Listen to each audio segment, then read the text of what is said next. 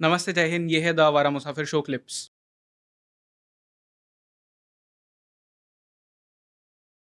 जब छोटा राजन अलग हुआ, उसके पीछे का मैं किस्सा थोड़ा सा विस्तार से बताना पसंद करूंगा। जी।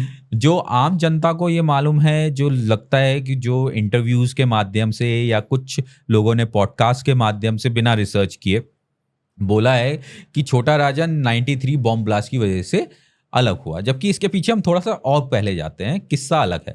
और ये बात मैं इसलिए कह रहा हूं क्योंकि ये बात मैंने 10 जगह चेक की और ये बात मुझे खुद अली बुदेश ने भी बोली।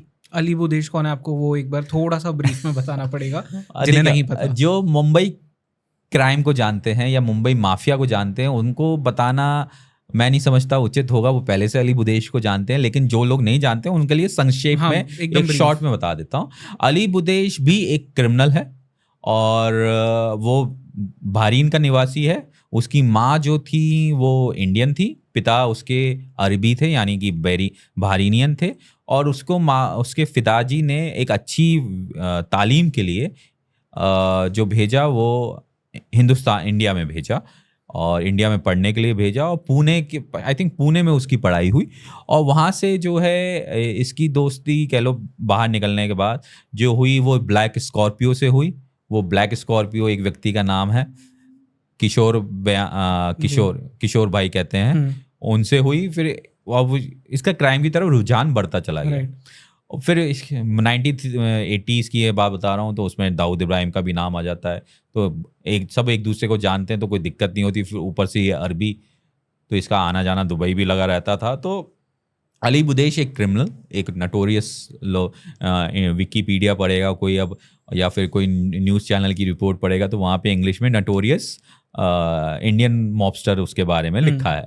लेकिन अली बुदेश की एक बात मैं कहता हूँ कि जो बोलने का स्टाइल सॉफ्ट स्पोकन वो था, वो उसको सुन के कोई नहीं कह सकता था कि ये एक माफिया हो सकता है, एक क्रिमिनल हो सकता है। और मेरे को एक इंटरव्यू भी अली बुदेश ने दिया था और मैंने अली बुदेश से पूछा ऐसी, मैंने कहा दुनिया में और इंटरनेट पे सब लोग आपके बारे में पढ़ते हैं कि आप पीसीओ चलाते थे। तो इस पर वो बहुत नाराज़ हुआ और अली बुदेश ने ये बोला कि मैं बहरीन से क्या इंडिया पीसीओ चलाने आएगा, जबकि वो उस पीसीओ पे बैठा करता था। ये बात सच है, ये बात सच है। अब वो दोस्ती में बैठता था या चलाने के लिए बैठता था ये बात की बात है, लेकिन पीसीओ पे बैठा बहुत करता था। तो अली बुदेश जो है एक माफिया, एक क्रिमिनल फिगर रहा मुंबई अंडरवर्ल्ड का। ये एक छोटा सा उसका डिस्क्रिप्शन है। अली बुदेश पे एक प्रॉपर अलग से एक एपिसोड करेंगे क्योंकि जो एक किताब है ऑपरेशन चाचा जान, उसमें अली बुदेश का बहुत इंपॉर्टेंट रोल है। जो मुंबई माफिया से रिलेटेड एक मेरी किताब और है ऑपरेशन चाचा जान, वो उसमें अली बुदेश का है। तो एक अलग से अली बुदेश पे पॉडकास्ट हम करेंगे। तो हम कहाँ थे? हम अली बुदेश पे आगे बात कर रहे थे कि 93 के पहले जो स्प्लिट का वो था। हाँ, तो मैं ये बता रहा था कि अपनी इस बात को साबित करने के लिए मेरे पास अली बुदेश की एक कॉल रिकॉर्डिंग है जो उसने मुझे फ़ोन किया था और उसमें ये बात मैंने उससे कंफर्म की थी और उसने 10 बार इस बात को बोला। हुआ ये था कि सबके अपने बहुत खास सिपा सलार होते हैं, ठीक है। आपके भी बहुत अच्छे अच्छे दोस्त होंगे, आपके बहुत अच्छे अच्छे बिजनेस पार्टनर्स होंगे, लेकिन कोई आपका ऐसा सिपा सलार होगा जिसके ऊपर आप ब्लाइंड ट्रस्ट कर सकते हैं और जो आपकी कंपनी को आगे बढ़ाने में आपकी मदद करता है। करेक्ट, ठीक है। वो आप ऑफिस में बैठे हैं लेकिन काम वो कर रहा है आपके कहने पे, और आप उसके ऊपर ट्रस्ट करते हैं कि इसने मेरे चीज़ों को आगे बढ़ाया है, ये मेरे सारे इल्ज़ाम भी अपने ऊपर ले लेता है और उसकी सजा भी काटता है। तो कुछ लोग ऐसे होते हैं। तो ऐसे ही 3 सिपा सलार थे छोटा राजन के। एक का नाम है अनिल जुगाकर, एक का नाम है दिवाकर चूरी, और एक था संजय रागड़। ये 3 लोग जो थे जो छोटा राजन के बहुत खास थे। इसी बीच में 91-92 के आसपास की बात है कि छोटा राजन अंदर ही अंदर, ये बात मुझे अली बुदेश ने भी बोली और लोगों ने भी बोली, मैं ठोक बजा के ये बात कह रहा हूँ कि कंपनी के अंदर ही एक और कंपनी क्रिएट करनी शुरू कर दी। ओके, 91-92 के आसपास। और फिर वहां पे शरद शेट्टी के साथ इसका कोई बॉम्बे या दुबई का कोई एक प्लॉट का भी एक विवाद था कुछ चीज को लेके।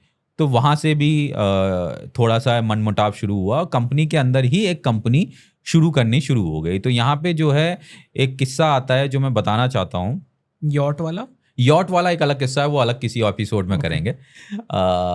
यॉट वाला किस्सा बहुत लंबा है तो उसे इसमें नहीं रखेंगे। तो क्या होता है कि ये जो तीनों नाम मैंने बताए, दिवाकर चूरी एंड फ्रेंड्स के, इसमें से क्या होता है कि ये जब लोग बॉम्बे से जाते थे तो ये सरस शेट्टी के होटल्स में रुकते थे।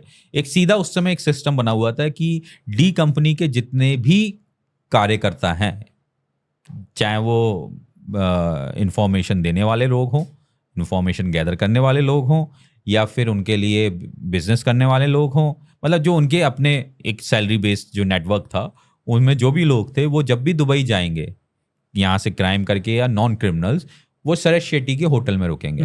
अब जो लोग मुझसे ये पूछना चाहते हैं शरद शेट्टी के होटल का नाम क्या है, ये हो सकता है आप भी ये पूछने वाले होते। नेक्स्ट क्वेश्चन वही था, मैं बताऊंगा नहीं। उसके पीछे रीज़न ये है कि जब अब जो है वो जो होटल चला रहे हैं वो उसकी फैमिली चला रही है। उसकी अभी एग्जिस्ट करता है पर होटल इंडिया में भी करता है, दुबई में भी करता है, और जगह भी करता है, और बहुत अच्छे अच्छे होटल्स हैं वो। तो मैं उसका नाम इसलिए नहीं बताऊंगा क्योंकि उसकी वाइफ चला रही है और उसके बेटी चला रही है, उसके बच्चे बेटे चला रहे हैं। बच्चों से मेरा मतलब उसमें बेटी बच्चा ग्रैंड पेरेंट्स सब आ जाते हैं। अगर मैं खाली बेटी बोलूँ तो लोग सोचेंगे कि उसकी बेटी है, तो इसलिए मैं बेटा भी बोल रहा हूँ कि उसके बच्चे हैं। तो जब उनके बच्चों का क्राइम से कोई मतलब नहीं है तो मैं उनके होटल का नाम लेके क्यों बच्चों का एक तरीके से उनको एक्सपोज करूँ, उनकी लाइफ में एक बवंडर क्रिएट करूँ।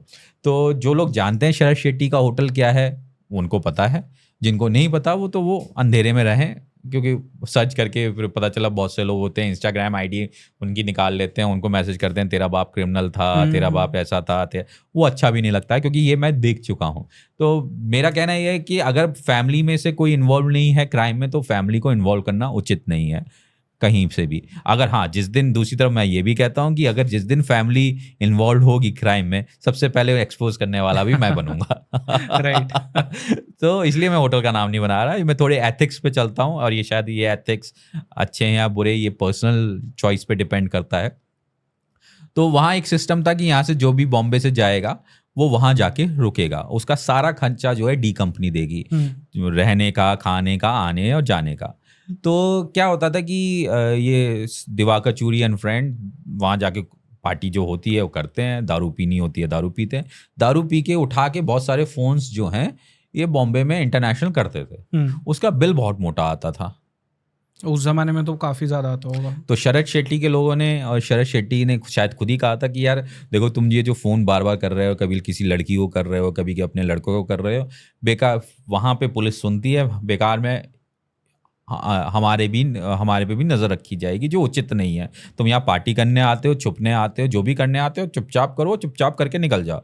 होटल का खर्चा भी इनडायरेक्टली आफ्टर ऑल पेमेंट तो होता है, पेमेंट कौन करता है? डी कंपनी करती है। फ़ोन का जो भी पैसा आता है वो भी कॉल्स का वो भी डी कंपनी करती है। तो कई हज़ारों रुपए के ये दिरहम के ये वहाँ पे बिल बिठा दिया करते थे उस जमाने में। ओके। तो इसको लेके शरद शेट्टी ने एक बात कही उसको, तो वो बात उनको बुरी लगी। तो उन्होंने कहा कि हमारा बॉस जो है दाऊद नहीं है, हमारा बॉस जो है छोटा राजन है। ये तब की बात है जब छोटा राजन शायद ये सोच चुका था कि मुझे अलग होना है।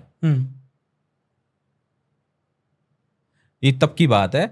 तो ये बात जो है चली उसके, शायद ये हो चुका, ऐसा कंपनी के अंदर ही 2 कंपनी क्रिएट होनी शुरू हो गई। जब 2 कंपनियां क्रिएट होनी शुरू हो रही हैं कि एक कह रहा है कि जो मेन बॉस है उसको बॉस नहीं मान रहा, जो बॉस के साथ काम कर रहा है उसको बॉस मान रहा है, तो इस वजह से एक स्प्लिट होने का, एक दरार पड़ने का कारण सबसे बड़ा एक ये भी आता है। अपने किताब में लिखा है कि जब ऐसी चीज़ होती है तो माफिया वर्ल्ड का एक अनसेड रूल है ये कि अगर एक कंपनी चल रही है या जो भी क्राइम सिंडिकेट है उनका वो चल रहा है, उसमें अगर एक दूसरा बॉस उभरने लगे तो उसको तुरंत खत्म। ये रूल है, अनसेड रूल, ये एक वन साइड रूल है। या तो बॉस जो है, जैसे कोलंबियन माफिया की हम बात करें जो साथ में काम करते हैं, अगर किसी के अंदर एक्सपर्टीज होती है वो अपने बड़े बॉस पे जाता है कि मेरी अलग एक्सपर्टीज है, मैं आपसे अलग होना चाहता हूँ, लेकिन काम मैं आपके लिए ही करूंगा, एक्सक्लूसिव करूंगा और किसी के साथ नहीं करूंगा, लेकिन ये हिस्सा आप मुझे दे दो और मुझे मेरी एक्सपर्टीज है, मेरा निकालने का तरीका है। वो अग्री कर जाते हैं, वो देते हैं। इस कोलंबियन माफिया में आजकल सब नार्कोस देख रहे हैं तो उन्हें समझ में आ रहा है इस चीज़, तो इसको डिफाइन करना मैं नहीं समझता उचित होगा, ये सब समझ गए। तो अगर शायद ये कंपनी इस तरीके की जब चीज़ आई तो ये बात जो है दाऊद को पता चली। तो दाऊद को नहीं, डायरेक्ट शरद शेट्टी ने बोली, और छोटा जो शकील को पता चली? जब एक ही ग्रुप में सबको पता चलता है तो क्या होता है कि दाऊद को ऐसा लगता है कि ये चलो मजाक वजाक की बात है, शायद सीरियसली नहीं लिया कि यार मजाक में बोला होगा, ऐसा हो सकता है, ये मेरा थॉट है, क्योंकि इस पे तब तक कोई बड़ा इंसिडेंट नहीं हुआ था, कोई ऐसा कोई चीज़ हुई हो कि कुछ बताया जाए, छोटा राजन से पूछा जाए, नहीं हुआ क्या कि एक पार्टी हुई दुबई में, और यहाँ उन्होंने फिर दोबारा पार्टी में ये बोला कि हमारा बॉस दाऊद नहीं है, छोटा राजन है। और ये बात जो है कई बार बोली, उसमें से एक बार ये बात एक फ़ोन टेप रिकॉर्डर पे रिकॉर्ड की गई, और ये रिकॉर्डर जो है डायरेक्ट पहुंचा है शकील के पास। शकील ने ये टेप रिकॉर्डर में ये बात सुनवाई है कि हमारा बॉस दाऊद नहीं है, छोटा राजन है। फिर छोटा राजन को तलब किया जाता है, छोटा राजन को सुनाया जाता है कि ये चीज़ गलत हो रही है। इसी बीच में वो यॉट वाला किस्सा एक्सक्लूसिव छोटा राजन की स्टोरी में मैं पूरा बताऊंगा। तो अब ये डिसाइड होता है कि ये तीन जो है नाक में दम कर रहे हैं, इनको ख़त्म किया जाए। तो इनको नेपाल में ख़त्म कराया गया। और जब ये ख़त्म कराया गया, जब पता चला छोटा राजन को, तो उसे ये लगा कि यार जब इन तीन को ख़त्म किया जा सकता है तो मुझे भी ख़त्म कर दिया जाएगा। ये बात 92 की है, एक साल पहले की 92, तब तक ब्लास्ट नहीं हुआ था। तब छोटा राजन टूट गया। ओके। और जिस दिन उसे पता चला कि ये मेरे तीनों खास आदमी मारे गए हैं, तो उस रात वो पूरी रात दारू पिया है। अब बकायदा फूट फूट के रोया है, जैसे एक किसी के दोस्त खत्म होने पर इंसान जैसे रोता है, वैसे ही छोटा राजन भी फूट फूट के रोया है। और जब फूट फूट के रोया है तो उसने सोचा है कि अब अति हो गई है, मैं यहाँ से निकलूंगा। तब से वो निकलने की प्लानिंग का एक मौका ढूंढ रहा था, जो उसको नहीं मिला। वो पार्टीज में भी आता था, पार्टीज में भी जाता था। इसी बीच में 93 बॉम्ब ब्लास्ट होता है। 93 बॉम्ब ब्लास्ट के बाद जो पासपोर्ट्स हैं वो जब्त कर लिए जाते हैं। और मैं यहाँ पे दो चीज़ क्लियर करना चाहता हूँ। मैंने किताब में लिखा कि दाऊद ने जब्त किया, और इसके बाद एक और चीज़ है कि दाऊद के अलावा भी जो है इंडियन एजेंसीज ने जब नाम दिए, तो जब इन्होंने पासपोर्ट रिन्यू होने के लिए दिया था तो इंडियन एम्बेसी ने दुबई में उसको जब्त कर लिया था। तो दोनों तरीके से जब्त हुए, एक तरीके से। तो इसके पास पासपोर्ट भी नहीं रहा। 94 में ये एक मुंडी कट पासपोर्ट के माध्यम से निकलता है। अब मुंडी कट पासपोर्ट क्या होता है ये बता दीजिए। मुंडी कट पासपोर्ट ये होता है कि नकली पासपोर्ट को मुंडी कट कहते हैं। मुंडी कट क्यों कहते हैं? मुंडी कट ये होता है कि यार किसी का पासपोर्ट, उस जमाने में फोटो ही होती थी, ये बायोमेट्रिक पासपोर्ट नहीं होते थे जिसमें बहुत सारे सिक्योरिटी फीचर्स होते हैं। तो मुंडी कट क्या होता था, किसी के और का नाम का पासपोर्ट पे आपका फोटो चिपक जाता था, तो ये मुंडी होती है। हाँ, तो ये इतनी हिस्से की फोटो लगती है, तो इसलिए मुंडी कट कहते हैं इजी वे में। तो जो मुंडी कट पासपोर्ट था उसके माध्यम से वहां से फ्लाई किया ईरान 94 में। तो ये वहां से निकलने की तैयारी कर चुका, और इसको जो निकाला वो निकाला जो आपने अभी एक नाम लिया था, सुनील सोन्स ने। सुनील सोन्स ने वो पासपोर्ट बनवाया था। पासपोर्ट, फेक पासपोर्ट बनाने में एक्सपर्ट था ये। यार ये इसके कॉन्टेक्स्ट थे जो फेक पासपोर्ट करते थे, और सुनील सोन्स ने इसकी बहुत हेल्प भी की कि ये पासपोर्ट लेके निकलने की। और देखो, बॉस अपने आप खुद काम नहीं करता है, बहुत लोगों से काम कराता है और दूसरे लोगों के साथ कोलैबोरेट करता है, जिसकी जो एक्सपर्टीज होती है। ठीक, कोई किसी के साथ काम कर रहा है तो इसका मतलब ये नहीं है कि वो इसका एम्प्लॉई है। वो हो सकता है कि उसके साथ उसकी कोई एक्सपर्टीज को कोई दूसरा वो भी बॉस है, दूसरा भी बॉस है, उसकी एक्सपर्टीज को यूज कर रहा है, उसके बदले पैसे मिल रहे हैं। करेक्ट।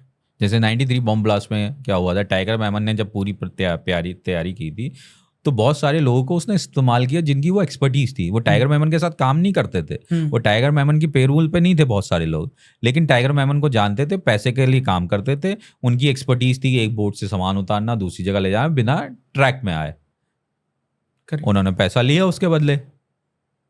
एक पूरी साजिश जो थी 93 बॉम्ब ब्लास्ट की, वो टाइगर मेमन की थी। अगर आज भी आप चार्जशीट पढ़ें या जो चीज़ पढ़ें, उसमें सबसे ज़्यादा व्याख्या टाइगर मेमन की गई है। लेकिन हम टाइगर मेमन पे कोई पॉडकास्ट कोई करना भी नहीं चाहता है, ना उसके बारे में कोई न्यूज़ पब्लिश करना चाहता है। अगर आपको याद हो कि 23 में हाँ 24 की बात चल रही है। 23 में मैंने टाइगर मेमन का 2018 का फोटो पब्लिश किया था। उसके 1 साल बाद बाकी नेशनल मीडिया ने उसी फोटो को कॉपी करके अपना एक्सक्लूसिव दिखाया था। तब लोगों को लगा अरे टाइगर मेमन ऐसा दिखता है। 1 साल पहले मैं फोटो दिखा चुका था। फर्क ये है कि मेरा एक वो उस तरीके से पब्लिक में आम डोमेन में नहीं पहुंचा था जैसे वो पहुंचना चाहिए था वायरल होने के लिए। लोगों ने मेरी कॉपी मेरा कॉपीराइट वर्क उठा के अपना बता के दिखाया 1 साल बाद। तो जो सुनील सोन्स है उसने ये पासपोर्ट का अरेंज किया। मुंडी कट बता चुका हूँ, और वहाँ से ये ईरान जाता है। तो यहाँ पे बहुत सारे सीक्वेंसेस जो हैं अलग होने के मैंने आपको बताया। और इसी बीच में जब वो ईरान जाता है, ईरान जाके अपना हिस्सा भी मांगता है, मतलब ईरान से वो मलेशिया जाता है ट्रैवल करता हुआ। और मलेशिया में वो जिसके घर में रुकता है उसका नाम था इकबाल चम्मी, जो खुद वो भी मुंबई से था। तो मलेशिया में इकबाल चम्मी के घर में रुका। ये नाम आज शायद बहुत लोग सुनेंगे इकबाल चम्मी पहली का, बार सुनेंगे। कि मलेशिया पहुंचने के बाद सबसे पहले जिसके घर में छोटा राजन रहा वो इकबाल चम्मी के घर पे रहा। इकबाल चम्मी के घर पे रहने के बाद उसने वहाँ से दाऊद को फ़ोन किया। शायद शकील ने वो फ़ोन उठाया था, छोटा शकील ने, और ये बात हुई कि अब मैं अलग हो रहा हूँ और आप मेरा जो एक शेयर बनता है वो आप मुझे दे दीजिए। तो 1 मिलियन दिरहम या 2 मिलियन दिरहम, पता नहीं कितना, 10 मिलियन दिरहम, मुझे एग्जैक्ट फिगर याद नहीं है, था वो मिलियन में ही दिरहम। पर ये शेयर्स किस बेसिस पे? यार उसने काम किया, उसका कुछ काम के पैसे होंगे या कुछ चीज का होगा। क्या काम करता था ये, इसके बारे में हम डिटेल में बात करेंगे, बट यहाँ पे एक जिस्ट में बता दीजिए। कौन? छोटा राजन डी कंपनी में बहुत सारे काम होते थे ना।